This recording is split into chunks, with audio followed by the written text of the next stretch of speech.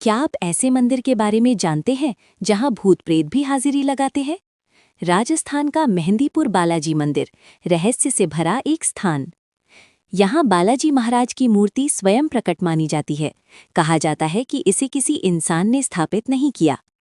इस मंदिर में हर दिन सैकड़ों लोग प्रेत बाधा और नकारात्मक शक्तियों से मुक्ति के लिए आते हैं। यहाँ 3 देव शक्तियाँ विराजमान हैं: बालाजी महाराज, प्रेतराज सरकार, भैरव बाबा। मंदिर का एक अनोखा नियम: यहाँ का प्रसाद घर नहीं ले जाया जाता। मान्यता है कि ऐसा करने से नकारात्मक ऊर्जा साथ जा सकती है। कई लोग यहाँ रात में रुकने से भी डरते हैं, क्योंकि वातावरण बेहद रहस्यमयी और भारी महसूस होता है। आस्था या रहस्य, सच क्या है ये तो बालाजी ही जानते हैं। क्या आप कभी यहाँ गए हैं? कमेंट में ज़रूर बताएं।